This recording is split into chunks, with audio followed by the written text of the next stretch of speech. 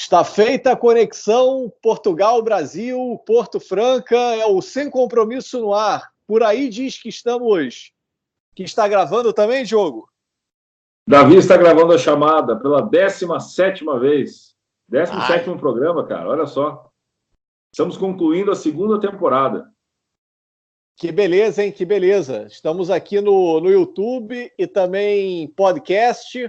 E se você não está acompanhando... Se você está acompanhando no podcast, você não está me vendo brigando com a câmera aqui para tentar enquadrar. Eu estou colocando o fone de ouvido que eu esqueci. Peraí. Então, graças a Deus, o Spotify ele não tem mais a parte de vídeo, mas o YouTube tem, né? A gente ainda tem a nossa audiência no YouTube, né, cara? Exatamente, exatamente. Esse é o 17º episódio aí do Sem Compromisso. E hoje nós vamos falar sobre clichês, sobre frases de caminhão do empreendedor, aquilo que você ouviu muito e agora está repetindo quase que no automático. Mas aí, meu camarada, você já parou para pensar se isso está bloqueando a tua vida, se você está comprando esse peixe aí que os outros te venderam, de que é impossível empreender no Brasil, de que é muito caro empreender, de que empreendedor adora... Cara, empreendedor adora risco. Diogo, eu queria começar por essa com você. A gente discutiu um pouco sobre isso, que é o seguinte: eu empreendo, você empreende. Eu já vou dar aqui a minha opinião. Direto já, não é depois de 10 minutos de vídeo, não. Sim. Cara, eu empreendo e eu acho que esse negócio do empreendedor gostar de risco, cara, isso é uma falácia. Eu não gosto de risco. A galera que eu gosto, que eu me relaciono, outros empreendedores, a galera também não gosta de risco. Você falar que o empreendedor gosta de risco, o risco para o empreendedor, quero ver se você concorda comigo, Diogo. O risco é o efeito colateral do empreendedorismo. Então tem muita coisa legal no empreendedorismo, mas o risco é chato pra caramba, porra. Aí todo mundo tem que falar, não, adoro, o empreendedor adora, tem que gostar de risco. Gostar porra nenhuma, cara. A gente quer crescer a nossa empresa, a gente quer gerar alguma previsibilidade de venda, de retorno, mas o risco é o efeito colateral disso aqui. O que você acha? Bom, esse foi o Sem Compromisso 2.0 de hoje, então você... Cara, o empreendedor, ele é empreendedor apesar do risco, não por conta do risco, né? Boa, cara, quem gosta de risco é instrutor de paraquedas, cara. Não, esse gosta. É o cara que não pode, né? O cara que gosta de risco é aquele cara que está andando no Brás às 2h da manhã em São Paulo, né? É o cara que... E eu ainda vou falar o seguinte: eu acho que se a gente perguntar para o instrutor de paraquedas, ele ainda vai falar o seguinte: pô, mas eu não checo meu material 10 vezes para vocês falarem que eu gosto de risco. Exatamente, pô. Exatamente. Quem gosta de risco é as crianças que ficam pintando na parede. Essa foi boa. Cara, esse negócio de... foi ótimo. Essa foi uma piada da escola pavê pacumista. Exatamente. Cara, esse negócio de risco, é legal a gente começar por esse primeiro mantra. São mantras do empreendedorismo hoje que a gente vai falar. As frases de caminhão, os clichês, né? Cara, eu não gosto de risco também, não. Eu sei que o risco ele vai acontecer de qualquer forma. Eu estou aqui em casa agora e, assim, eu não estou correndo grandes riscos, mas alguma coisa pode acontecer, né? Então, assim, o risco ele faz parte, cara. Não existe nenhuma hipótese nula, né? Eu me lembro das minhas aulas de matemática, de estatística na faculdade, onde nenhum resultado é igual a zero, né? Sempre, assim, nas hipóteses, nada é zero, nada é nulo. Então, sempre pode acontecer alguma coisa, né? Sempre tem algum fator que pode mudar. Então, eu acho que isso faz parte da vida do empreendedor. Né? Não, ele é empreendedor apesar de... E sabe por que não faz sentido nenhum, cara, dizer que o empreendedor gosta de risco? Porque pensa o seguinte, cara, a gente passou aí 4 anos na faculdade, aí depois você faz cursos de extensão, lê livro pra caramba. Tudo isso, cara, que é para você conseguir gerar alguma coisa mais sólida pro teu negócio. Se você gostasse de risco, não estuda porra nenhuma, não faz plano de negócio... Pô, faz o negócio às galegas, que aí realmente o risco vai ser gigante e quem gosta disso vai. Cara, realmente, você gosta de empreendedor... Você tá aí, Diogo? Sumiu? Alô, voltou. Entrou uma ligação aqui, entrou uma ligação. Nosso ouvinte, nosso telespectador, ele vai ter que se acostumar com isso. Nós estamos começando a ganhar muita fama, né? E aí as ligações por entrevistas, por né, conselhos, né? Isso acaba chegando muito para a gente. Isso vai acontecer. Ô, Davi, como é que você elimina risco, né? Eliminar risco você não vai eliminar. Mas vamos pensar assim. Oi? Morrendo, acabou o risco. Mas o negócio é o seguinte: como é que um piloto, por exemplo, ele tem a garantia de que ele vai levantar um avião e vai pousar esse avião sem que as pessoas, né, sem que ele mesmo morra e todo mundo morra, sem que o negócio caia, enfim.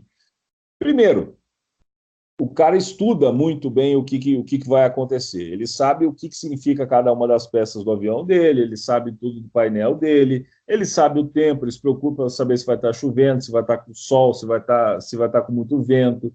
Ele sabe, por exemplo, exatamente a distância do lugar que ele está para onde ele vai. Ele sabe a altura que ele tem que chegar em quanto tempo. Ou seja, o cara, ele pega o mapa, ele estuda muito bem esse mapa, né? E ele está mais preparado. Então, ou seja, o básico ele tem, né? Se ele for um cara que é mais imprudente, ele vai, vamos lá ver o que acontece. Eu não sei como é que tá lá, não. Vamos embora. Vocês são parceiros ou vocês não são? Estamos juntos ou não estamos? E aí eles vão e caem numa penhasco. Cara, você pode reduzir os teus possíveis prejuízos, né? Mas, claro, pode acontecer alguma coisa, pode vir alguma coisa imprevista, pode passar um urubu na frente dele, e ele tem que estar preparado e, pelo menos, com uma inteligência emocional, com equilíbrio emocional para lidar com essas adversidades, né? Pode ser que aconteça no meio do trajeto que o outro aeroporto não está preparado para receber ele, pode acontecer igual o Tom Hanks lá, que durante o trajeto o país dele entrou em guerra e ele não conseguia voltar para o país dele. Então, assim, você consegue reduzir, né? Mas você tem que ter inteligência emocional para poder lidar com os imprevistos, que vão acontecer. Exatamente. O cara fica horas e horas e horas num simulador, justamente para ele ter esse controle de, ó, entrou o urubu na turbina, e aí, o que eu faço agora? Preciso saber ligar uma outra turbina, enfim, comentário leigo aqui, mas eu preciso saber qual é o aeroporto mais próximo, preciso saber como é que eu faço aterrissar isso de emergência. Você está preparado, você começa a minimizar o risco, né? Quando você começa a estudar diferentes cenários que não são aquele teu plano A. Porque o plano A, enfim, é muito intuitivo até. Mas quando você começa a ser um especialista no plano B, no plano C, isso é o teu plano, isso é você minimizar risco. Agora, realmente, por isso que eu acho que, cara, não tem nada. É uma coisa muito maluca, né? Você dizer que o empreendedor ele adora risco. Eu acho que o empreendedor ele não adora risco. O empreendedor é um cara que ele sabe, ele se preparou tanto para administrar e para ter um controle emocional sobre o risco, que pode ser que quem esteja de fora confunda isso com esse cara adora risco. Mas o piloto, quando falhou a turbina, ele não está comemorando, porra, essa turbina falhou, que excelente. Não, cara, ele está tentando manter uma serenidade para já saber o que fazer e fazer isso de uma forma calma. Mas dentro dele ele não está calmo não, cara. Talvez o empreendedor, ao contrário de pessoas que não sintam esse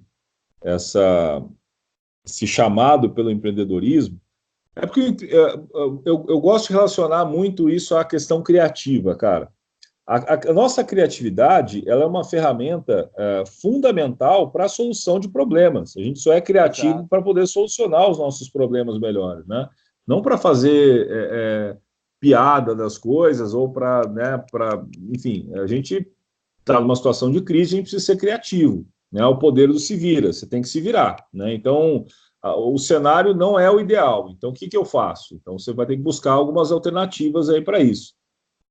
Talvez não é que o empreendedor ele goste do risco, mas talvez o empreendedor ele se sinta mais confortável em ser criativo, se sinta mais confortável em ousar, sabe? Se sinta mais confortável em olhar determinada situação e ver outros planos, né? Por exemplo, em aceitar outras realidades, né? Ou se adaptar melhor a outras realidades. Isso também é ser criativo, né? Você mudar o teu paradigma, mudar a tua forma de ver, né? E, cara, eu estava pensando muito nisso, assim, a gente fez um episódio passado falando sobre o Game of Thrones, né? Que teve uma repercussão legal, algumas pessoas que eu conheci, que eu conheço, viram, tal, que acompanham o Game of Thrones. E Diogo, pessoas... só dar um spoiler desse nosso episódio sobre o Game of Thrones. É um episódio passado que a gente fez do Sem Compromisso, onde nem eu nem o Diogo a gente assistiu um episódio, nem um minuto de Game of Thrones. Assim, a gente resolveu fazer um episódio sobre a psicologia das pessoas que assistem o Game of Thrones. Exatamente. Eu vou colocar uma tagzinha aqui para o pessoal depois assistir. E aí eu estava pensando nisso, cara, como as pessoas têm dificuldade em aceitar as coisas, cara, como elas são, né? A gente falou disso no último episódio. Quanto que as pessoas elas ainda têm uma certa rejeição aos planos que não, né, que são diferentes do seu plano A, diferentes daquilo que eles esperavam, né? E eu acho que talvez o empreendedor que lida melhor com isso, ele é um cara que lida melhor com o imprevisto, ele é mais ousado, né? Não é que ele vibra com o risco. Tem gente que gosta da situação, daquele medo, aquele frio na barriga, né, para fazer alguma coisa. Tem gente que meio que se satisfaz com isso. Eu não sei por quê, assim, mas é a mesma coisa que você entrar num palco, por exemplo. Eu já trabalhei muito com oratória, com esse tipo de coisa, e existe aquele medo, né, de, pô, por mais que você domine o teu conteúdo, por mais que você saiba o que você vai falar, as pessoas têm medo de falar em público, porque elas têm medo do julgamento, elas têm medo de se cagar na calça, elas têm medo do zíper estar aberto, elas têm medo de gaguejar, têm medo de falar alguma bobagem que vai sair. Então, as pessoas têm uma certa ansiedade antes de fazer. E aí vão uma certa... um certo critério, assim, né? Pô, né? Fica nervoso, por mais que você saiba. Só que aí o que diferencia? Se isso te paralisa, cara, é um negócio aí que você não vai fazer, né? E o medo, ele é importante também. Essa sensibilidade ao risco, ela é importante porque ela não te enche de confiança ao ponto de você ser imprudente, né, cara? Sim. Né? Então, isso é legal. Acho que você conhece o conteúdo, beleza. Mas será que a plateia vai estar no mesmo espírito que você no dia? Né? Será que o pessoal vai estar, sei lá, preparado para o teu conteúdo? Será que você vai abordar a coisa da melhor forma para aquele público? Né? Como é que você está naquele dia? Então, essa relação do empreendedor com o risco, eu acho que pode se semelhar a isso, essa entrada no palco, né? Você sabe o que tem que fazer. Pode falar. Isso que você está falando, esse é o lado bom do medo, porque ele te dá prudência. Essa prudência é o que vai fazer o cara que vai se jogar de paraquedas, ele ver realmente se o paraquedas reserva tá funcionando, se o primeiro tá tudo direitinho, o cara que vai fazer rapel vai testar aquele negócio 1000 vezes. Você que vai fazer uma apresentação em público, você vai treinar a sua apresentação antes de você fazer. Na noite anterior, você vai botar ali o pendrive, vai corrigir as informações ali que estão faltando ou que precisa ter algum erro ali dentro. Então, não é aquilo que o que te paralisa é o lado ruim do medo, é o que vai te dar cagaço, você não vai fazer. O que te dá prudência é o lado bom, porque vai fazer com que o teu resultado, aquilo que você entregue, seja de maior excelência. Então, mas de novo, quando você coloca isso como risco, é você entender onde é que você está. Você está no cagaço ou você está na prudência? E, de novo, às vezes você é uma pessoa que, como o Diogo falou, né, Diogo, você está falando a questão da criatividade, né? Cara, a criatividade é o poder de adaptação, né? Se Darwin dizia ali que o animal que se adaptar é o animal que vai se perpetuar, hoje a gente pode dizer que aquele que for criativo é aquele que vai se perpetuar no mercado.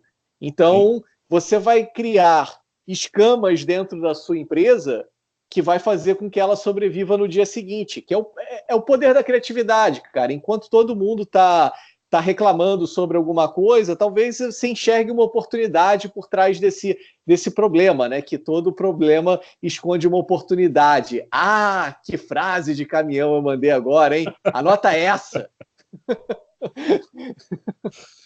Cara, ou eu comprar um caminhão, eu vou colocar essa frase aí para inspirar as pessoas na Anhanguera quando eu estiver andando por aqui. Cara, eu acho que é isso mesmo, assim. O cara que gosta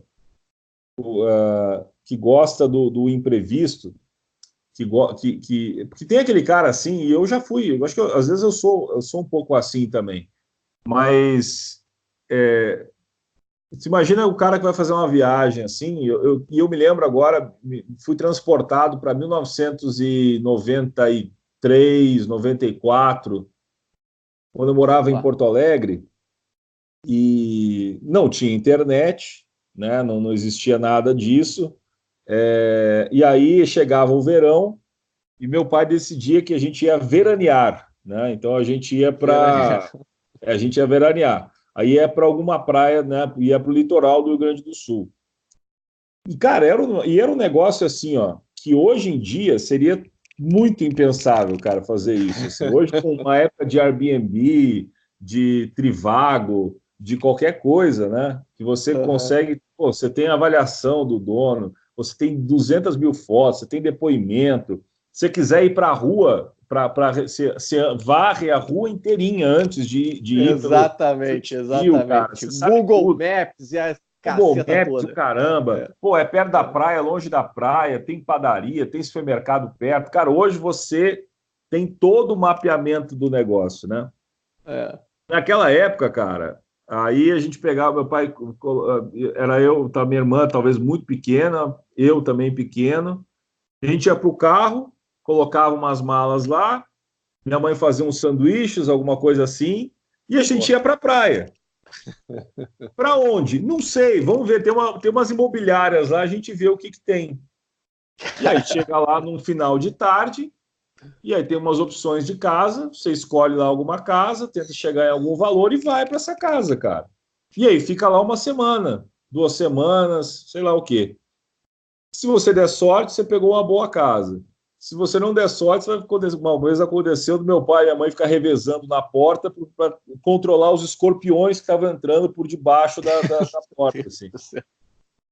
Então, cara, assim, o cara que gosta disso, tem gente que gosta, né? Eu acho que não é que meu pai gostava disso na época, mas era o que tinha. Então, eu vou ficar em Porto Alegre, eu vou para a praia. E a única forma que eu tenho de ir para a praia é essa, né? Então, eu vou chegar lá, eu não consigo durante a semana para ver um lugar bom e depois levar minha família, já vai a família. Se não der certo, volto. Tem gente que gosta disso, tem gente que gosta dessa aventura, tem gente que gosta de abrir um negócio. Cara, pensei numa coisa essa noite, eu vou abrir essa empresa do nada. Pô, eu tenho R$1.000 aqui, eu vou chegar, vou comprar tudo isso e azar, é feeling. Tem gente que gosta, mas não é prudente, né, cara? Então, tem gente até que deve ter algum prazer nisso, assim, mas talvez essa frase ela não se aplique a todo mundo. Se você é um empreendedor e não gosta de risco, você é um empreendedor do mesmo jeito. Você não é uma categoria diferente de empreendedor, não. Exato. Mas assim, eu fico observando, eu não sei se você já teve a oportunidade de ir num cassino, por exemplo. Cassino é o risco, é o lugar do risco. Eu vou botar ali tudo no vermelho 37. Pô, não sei nem se existe a porra do vermelho 37. Bom, é isso, é risco. Mas se você olhar para aquelas pessoas, por exemplo, teve uma vez que eu estava lá em... Pô, isso você vê... você não precisa nem ser muito observador, mas com certeza você vai enxergar essa pessoa. Pô, tu chegar lá em Las Vegas, aí tá um cara, um cowboy texano, pô, fivela desse tamanho, chapéu, senta do teu lado, e aí ele vai fazer porque ele tá com a mão boa naquele dia. Na cabeça dele, ele minimizou o risco. Ele também não, ele tá ali, ele tá dizendo, entendeu? Não, tô minimizando o risco, ele faz uma cara de inteligente, fazendo cálculos que ele vai colocar ali o dinheiro dele ali no 10 vermelho. E aquilo vai dar certo. Na cabeça dele, aquilo também é um fator que minimiza risco. Mas eu acho que se diverte muito mais no cassino, o cara que fala assim, cara, eu tenho aqui 10 para gastar e foda-se. É isso.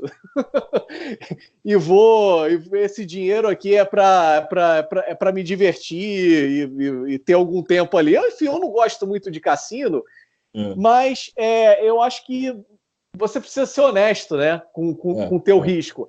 Tem situações que você se coloca em risco e tem gente que gosta daquilo. Agora, para o empreendedor, é muito imprudente. Eu acho que é muito imprudente você realmente apostar ali as suas economias, o teu tempo, expectativas suas, da tua família. Quando a gente fala de empreender, a gente não está falando de uma tarde no cassino, né? A gente está falando de um projeto, cara. Respeito à grana, né, cara? Respeito à grana, respeito a planos da tua família.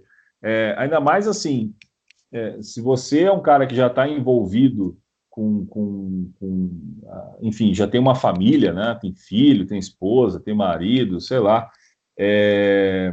Nenhuma decisão você toma sozinho, né, cara? Ninguém tem, a não ser que você tenha assim, uma puta reserva, assim, ó, isso aqui é meu e ninguém mexe. Cara, mas a prudência, ela vai beneficiar não é só você, né? Vai beneficiar todo o resto. E outra coisa, é um respeito aos teus sonhos, é um respeito à sua grana, Exato. né, cara? Aquilo que você conseguiu acumular, né? Quando você põe isso fora, ou quando você põe as tuas reservas em algo que você não confia, em que você está sendo até meio imprudente, às vezes você acha que você está sendo prudente, mas às vezes é um excesso de otimismo.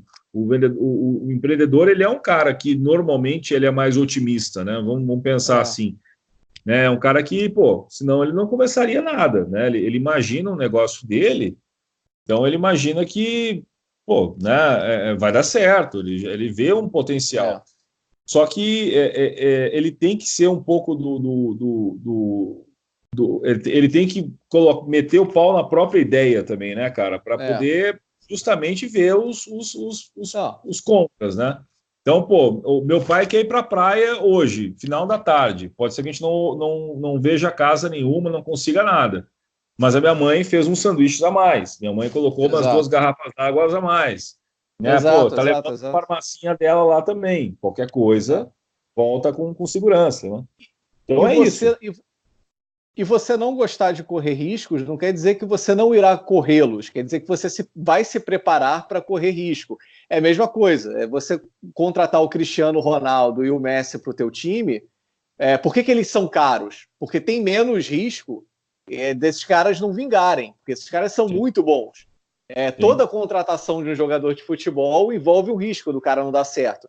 Mas os tops são caros por uma questão de risco, porque eles oferecem menos risco para você.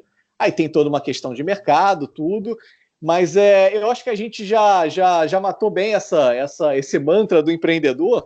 E agora eu queria a tua opinião aí, Diogo. Você que é um cara que está no Brasil, enfim, eu também empreendo no Brasil, apesar de estar fora, mas você é um cara aí que tá respirando ares verde e amarelos agora? Isso. Quero saber o seguinte, Diogo. Rapaz, é impossível empreender no Brasil. O que você acha dessa, cara? O que você acha dessa? Isso a gente escuta muito. A gente acabou de vir no ano eleitoral, estamos aí com o novo governo, mas isso independe. Depois vem Carnaval, depois vem Copa do Mundo, depois vem Miss Universo. Você sempre vai escutar alguém falar o seguinte: empreender no Brasil é impossível. É impossível, esse país é de louco. Esse país não é para amadores. Empreender no Brasil é impossível. Rapaz, o que você acha dessa aí, Diogo? Vamos bater nessa aí também. Cara, uma vez você me falou uma frase, faz muito tempo, cara, muito tempo, mas eu lembro dela até hoje, assim. numa época, você falou o seguinte, cara, as pessoas dormem todos os dias. Todos os dias as pessoas dormem. E elas precisam de um negócio para dormir em cima. Precisam de um pedaço de espuma para dormir em cima. Que seja o meu. Que seja o que eu vendo, sabe? Então, eu penso no seguinte, Davi, enquanto as pessoas precisarem de qualquer lugar, seja do Brasil, seja dos Estados Unidos, da Etiópia, enquanto as pessoas precisarem de um serviço de boa qualidade, precisarem de um bom produto, tiverem problemas para serem resolvidos, é um bom lugar para você empreender. Existem os reveses da economia, da política, da moral, enfim, né, de tudo aquilo que a gente já conhece. Mas as pessoas, por pior que seja, ainda estão trabalhando, ainda estão conseguindo ganhar o dinheiro delas, ainda conseguem escolher os seus hábitos de consumo, tem uma influência muito grande externa, tem, mas as pessoas elas têm condição de escolher o que elas vão consumir, as pessoas têm inteligência para poder decidir o que é melhor para elas.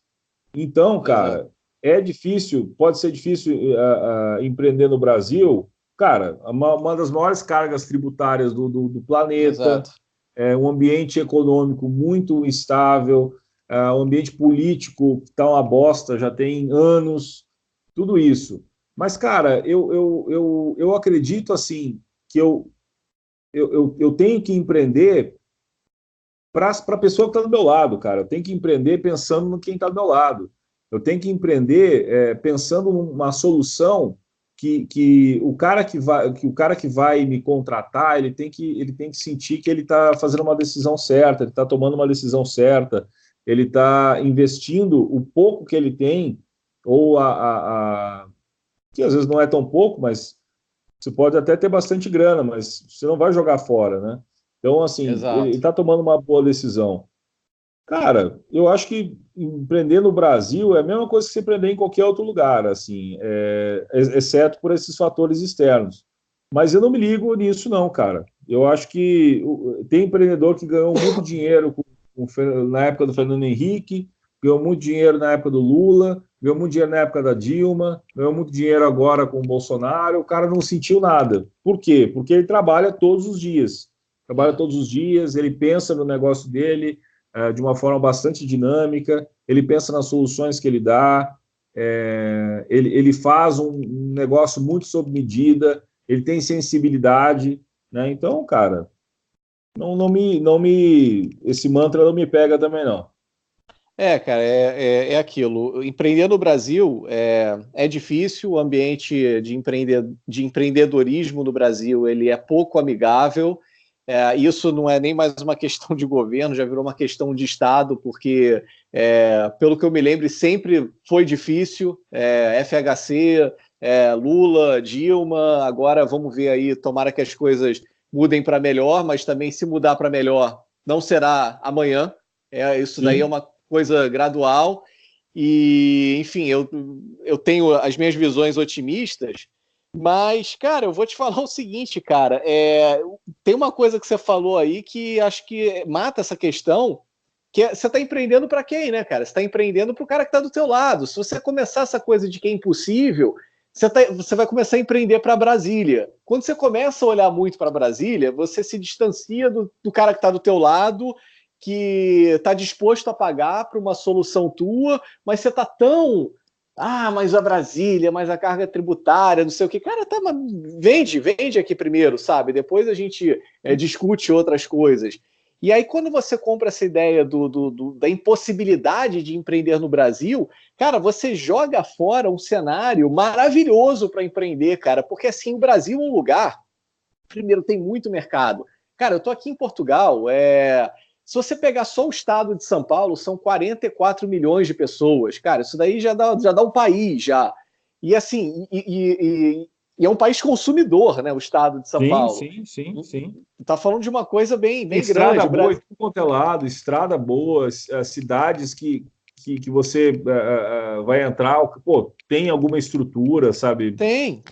É um país, E aí, cara. você vai falar o seguinte, tá, mas o Brasil não é São Paulo, porque não é todo lugar que também tem estrutura. Eu vou te falar o seguinte, novamente, para o empreendedor, isso você pode olhar como uma característica, ok, para a população é uma merda, mas para o Sim. empreendedor, isso pode ser uma oportunidade pelo seguinte, cara, você quer fazer uma rede, quer falar do básico, você quer tratar esgoto no Brasil, você quer separar lixo no Brasil? Cara, tem oportunidade para você fazer isso. Porque o Brasil é um lugar que, mesmo nas grandes cidades, você tem fossa ao céu aberto, você tem lixões, cara, é uma mazela horrível, mas você quer empreender nisso, numa coisa básica, assim, você consegue empreender. Ah, você é uma pessoa muito high-tech, você quer falar de telecomunicações e de fibra ótica e de internet de alta velocidade do satélite, do Google, da Tesla, do Elon Musk. Cara, tem também oportunidade. Então, assim, desde da infraestrutura até o high-tech, cara, o Brasil é um lugar que precisa das duas coisas. É, E se você é um empreendedor, você é o cara que vai falar o seguinte, tá, mas peraí, então tem oportunidade. E não é todo lugar que tem isso não, cara. Porque assim, é.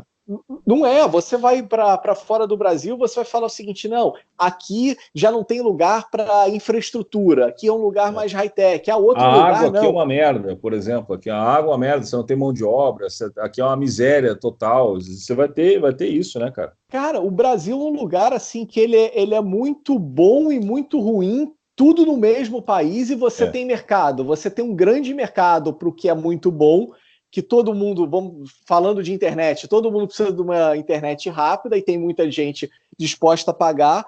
E, cara, e tem muito mercado também para o básico, porque, cara, todo mundo precisa de um aterro sanitário decente. Enfim, eu estou dando o básico da pirâmide É. mesmo, assim, lugar de tratamento de cocô. Cara, tudo tem E eu vou oportunidade no dizer uma coisa, Brasil. eu tô vendo aquele seriado, né, o Mecanismo.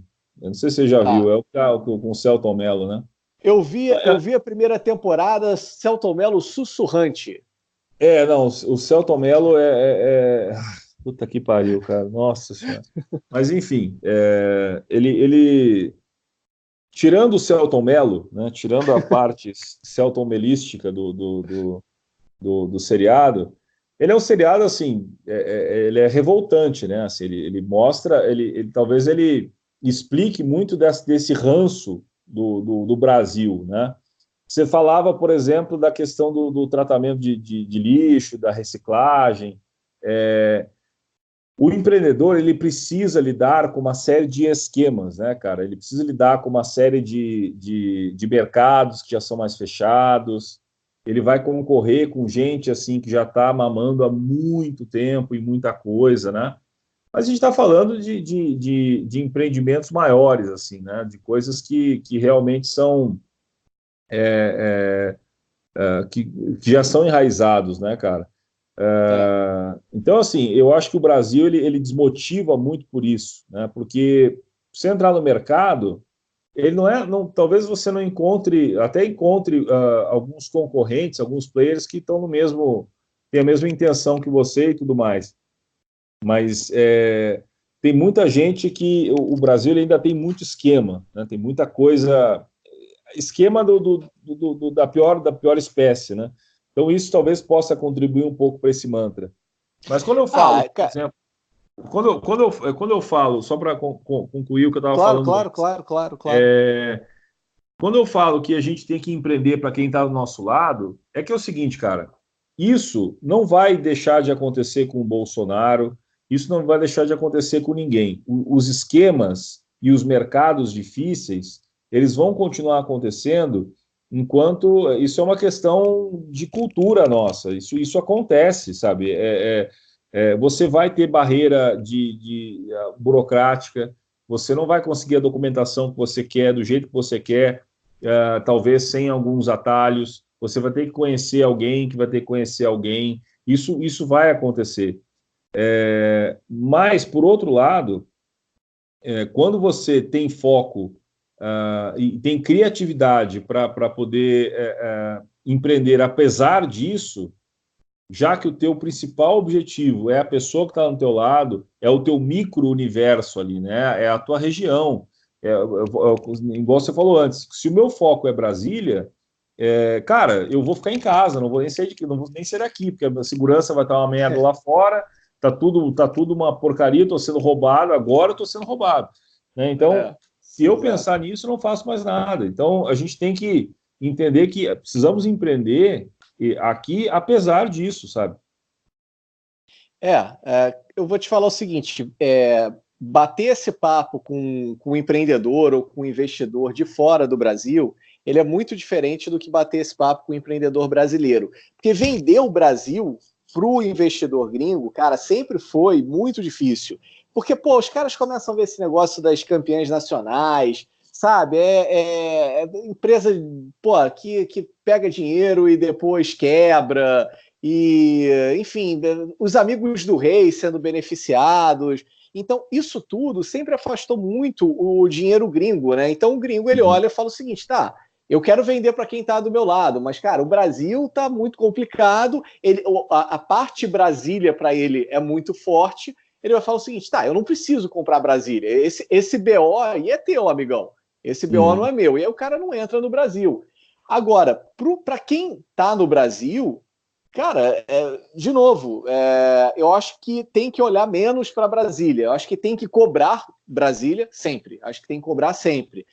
Mas você ver o seguinte, cara, se eu já estou no Brasil, se eu já falo a língua, se eu já tenho uma entrada no mercado, se eu já consigo, se eu posso vender para o meu vizinho, porra, por que eu não vou fazer isso? Por que isso vai ser tão impeditivo? Será que Brasília vai ser tão impeditivo de eu vender para o meu vizinho?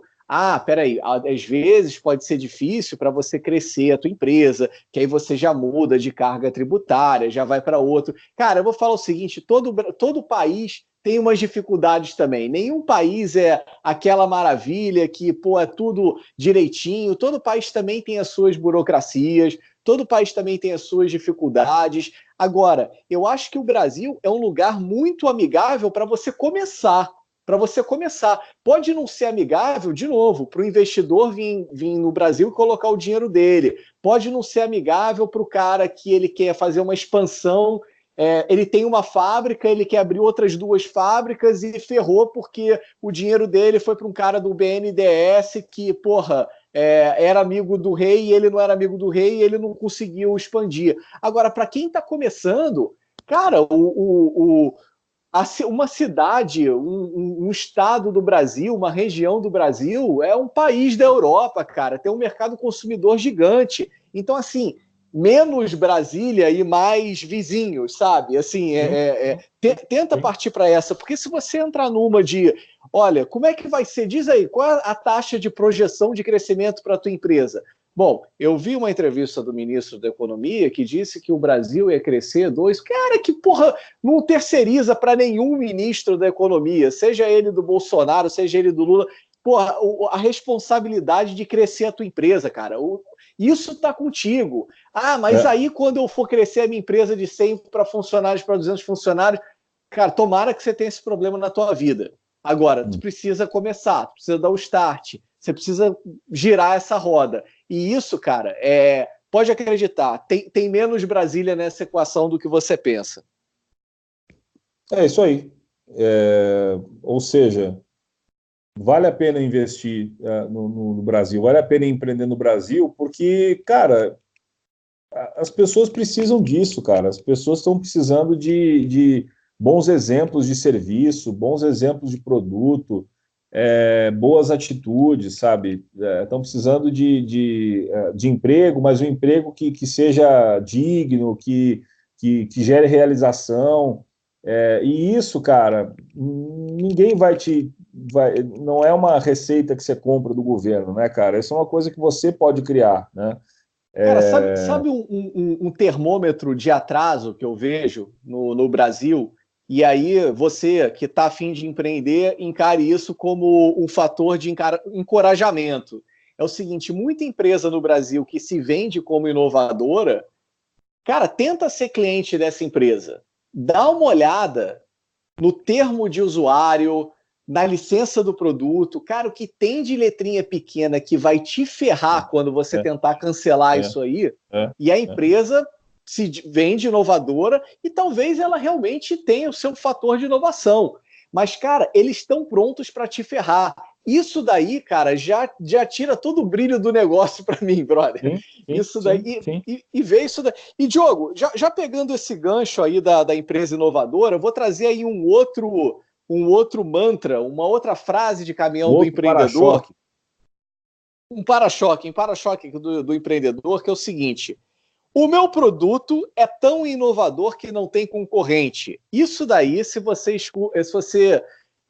vê aquele programa lá do Shark Tank é troféu joinha. Pô, fale um pouco do mercado.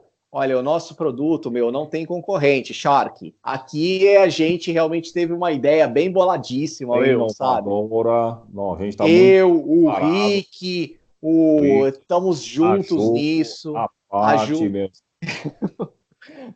Cara, não tem concorrente. Não tem. 100% focado no negócio, meu. Aqui é foda.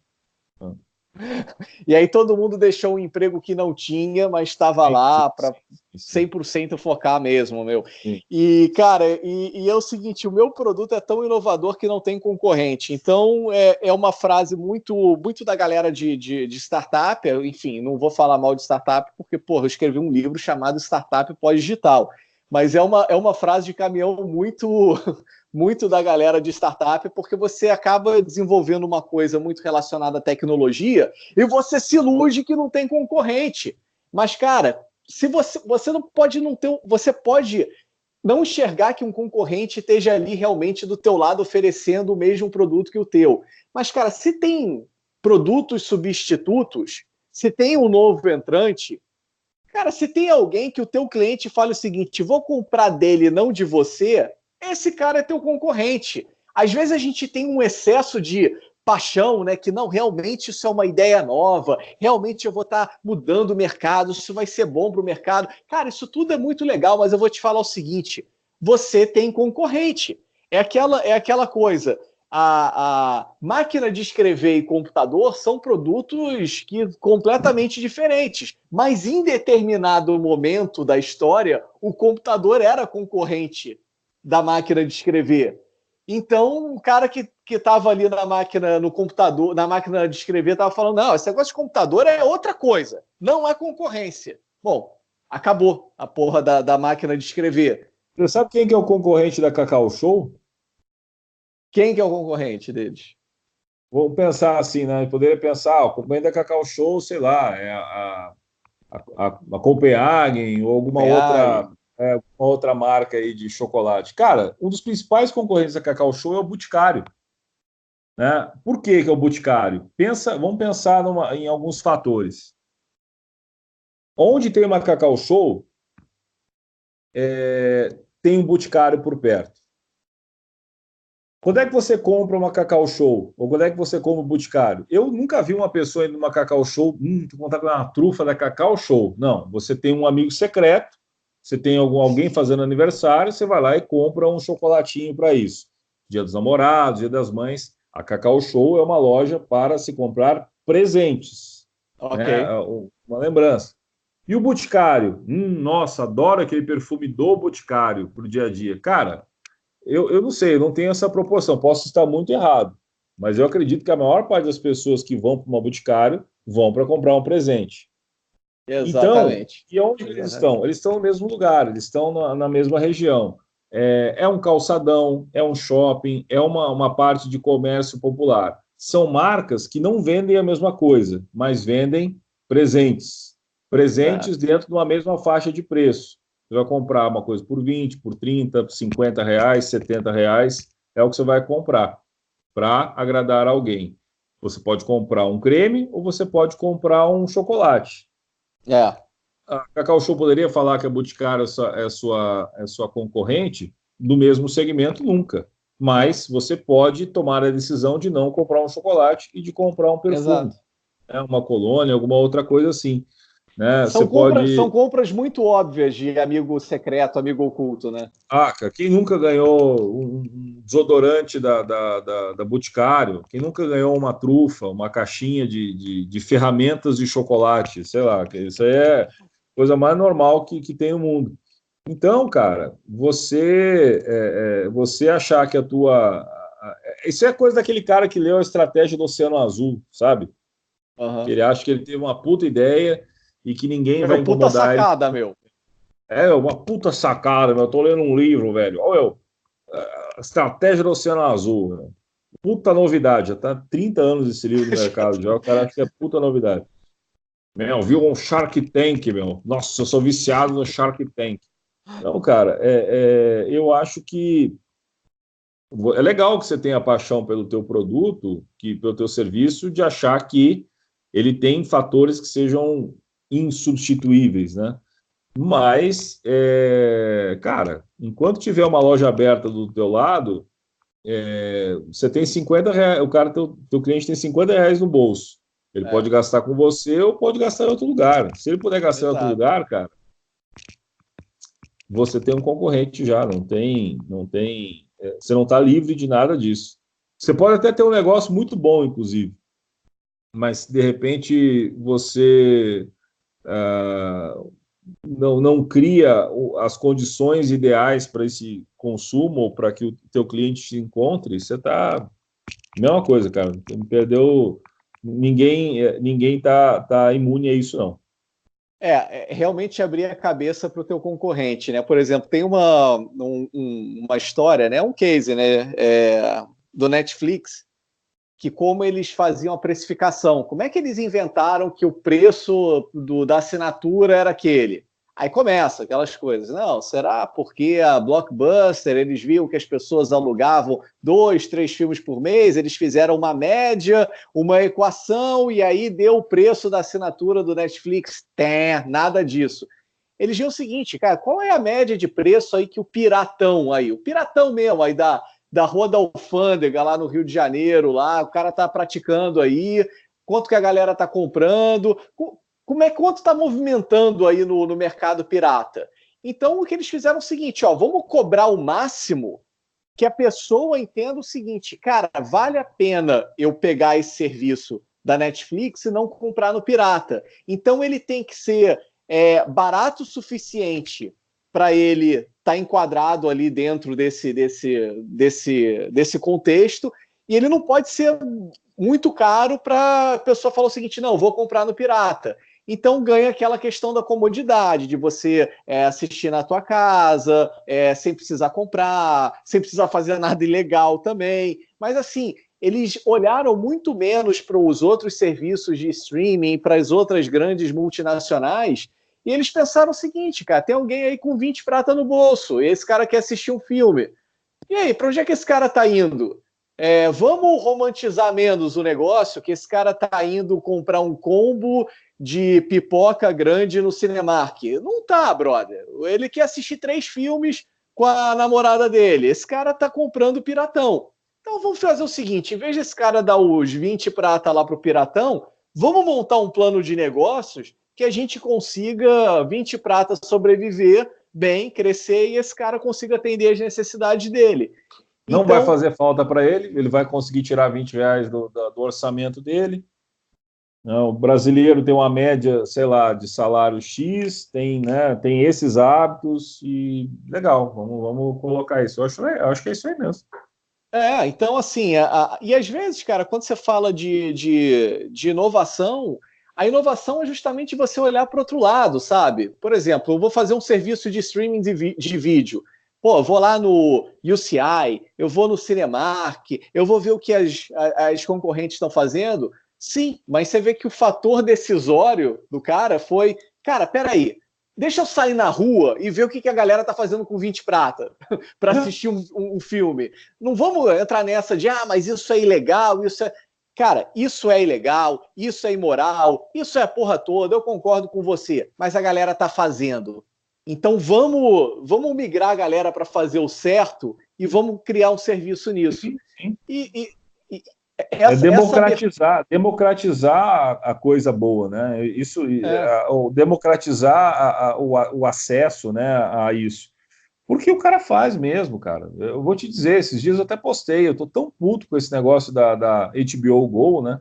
Apesar de não assistir o Game of Thrones, a gente deu, não, a Priscila assiste, né? A esposa assiste.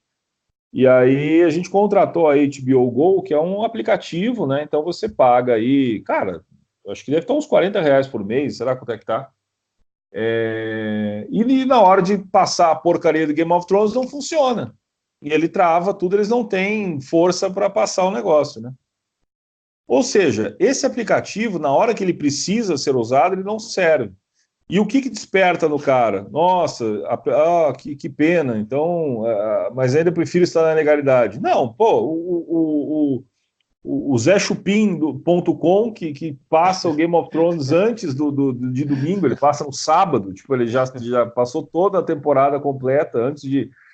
Cara, ele cobra R$ 9,90 e aí você consegue ver o HBO e Ana Maria Braga em duas telas diferentes, assim. Cara, você é tentado ao ilegal, né? A corrupção, né? Porque, cara, tá lá, né? Então você tem que pensar nisso, né? Então, e tá lá e tá fácil ainda por cima. Fácil e às vezes o pirata tem boa qualidade também, né? Então vai fazer o quê? Então você tem que pensar no teu negócio, que às vezes a gente pensa assim, o meu concorrente é um cara que faz a mesma coisa que eu. Não, cara, o meu concorrente quando eu tinha uma escola de inglês, escola profissionalizante, pô, cara, para mim isso foi uma grande lição. O cara tinha que gastar R$ 100 por mês comigo ali, de 80 a R$ 100 por mês comigo. Só que, pensa assim, ó, R$ 100 uma parcela de um curso, que ele vai fazer umas 2 vezes por semana, 2 vezes por semana. E vai ter Ok. um curso no final do período, um período de 3, 4, 6 meses. Tem curso, de repente, de um ano. Pô, eu preciso trocar meu celular, cara. E aí? Eita caramba. Preciso trocar meu celular. E aí eu vi aqui lá nas Casas Bahia, é 10 de 90 ou a 10 de 120. Puta, cara. Celular, né, velho? Eu vou fazer curso? Para que eu vou fazer curso? É, Né? é, Vou para moto, pegar uma moto, vou para exato. balada, final de semana, vou fazer uma presença, vou levar um Red Label para a galera. Sei lá, meu, vou comprar um narguile gigante, vou fumar na frente do posto, assim, Esse era o concorrente, cara. Teu concorrente são os outros atrativos que ele pode fazer com aquele dinheiro que estava reservado para você, né? Exato, Então, exato. é isso, cara. Eu vou te falar o seguinte, Diogo: o concorrente do Sem Compromisso não são os outros canais aí que falam com o empreendedor e de uma linguagem aí Ah, mais jovem, hein? Hein? Não é essa galera. Cara, o concorrente do Sem Compromisso são todas as abas que estão abertas agora no cara. navegador de quem. Cara, se o cara tá lá no G1, o G1 é um concorrente nosso. Se o cara tá Sim, lá no UOL, é concorrente. Cara, nós somos concorrentes do Xvideos, cara. Todo sim, sim. mundo que está aqui na internet, todas as opções de entretenimento são concorrentes, porque no fim do dia, ainda mais quando a gente está falando aqui de entretenimento online, cara, a gente está concorrendo pelo tempo. É o tempo das Claro, pessoas.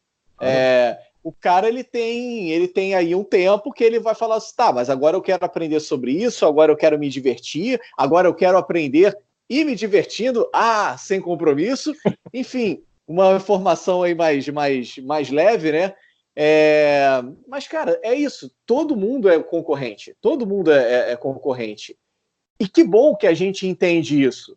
É, Que bom que a gente entende isso. Porque realmente, cara, quando o cara vai e fala, puta, eu não tenho concorrente porque eu sou muito inovador, as duas coisas que eu penso é o seguinte: tá bom, será que ele realmente tirou todas as letrinhas pequenas dele no contrato, que ele vai foder alguém que reclame do negócio dele, não sei o quê? Segunda coisa, cara, olha pro lado, brother. Você não olhou pro lado, ok. Pô, tem muito lance da tua paixão, que isso realmente é legal, mas isso não pode te cegar. Olha pro lado, você vai ver tantos produtos substitutos aí para você. Então, realmente, essa coisa do não tem concorrente, isso, eu sou tão inovador que não tem concorrente, isso esconde uma certa soberba e arrogância desse empreendedor.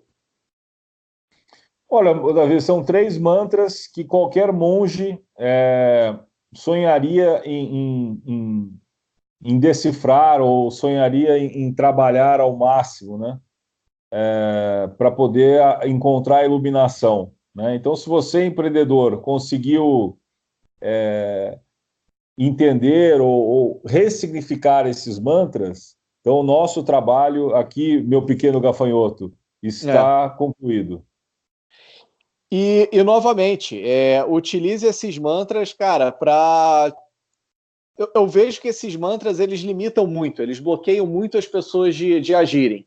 Porque tira essa coisa de, a culpa é do outro, cara, a responsabilidade é do outro, o Brasil tá difícil por causa do outro, é impossível por causa do outro, o meu produto é inovador, então, ou então o outro não importa, né? Eu sou blindado a tudo. E, cara, realmente, acho que quando você ressignifica isso para você, isso te traz uma responsabilidade de, caceta, peraí, eu preciso fazer e o buraco é mais embaixo. Exatamente, exatamente. Então, medite sobre esses mantras que a gente colocou aqui no nosso para-choque. Acenda um incenso, né? Pega aquela tigela da sua mulher ou do seu marido e faça com...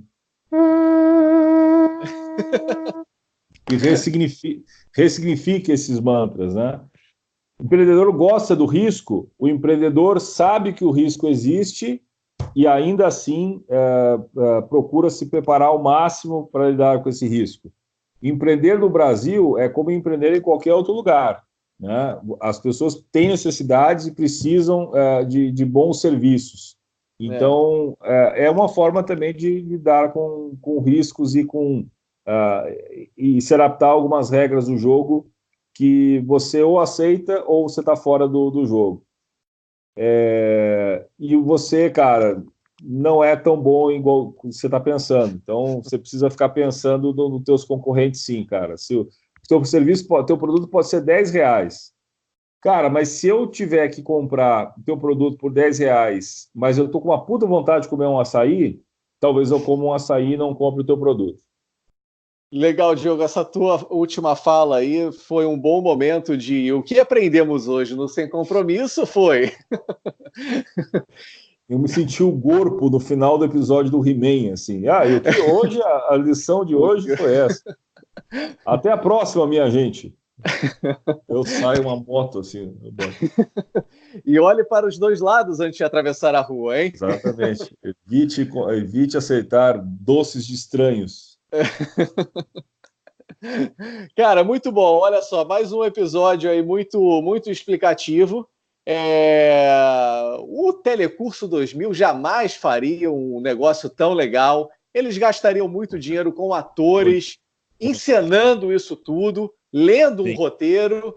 E o que a gente fez realmente foi fazer algo que não tem concorrente nenhum para a gente, algo completamente inovador que fizemos, mesmo estando num país que é impossível empreender. Exatamente. Sem roteiro nenhum, cara. Fizemos com os olhos fechados esse negócio. Isso aí foi muito bom. Então, legal, Diogo. Esse foi o Sem Compromisso 17. Valeu, Davi. Aí... Se inscreva no canal, ative notificações. Faça o que você quiser aí. Põe gostei, né? Faz o que você quiser. Comenta. Beleza? É isso aí. Tamo juntos. Até a próxima semana. E tô tentando desligar esse negócio aqui, rapaz. É isso aí. Vai lá, uma hora dá certo. Valeu. Valeu.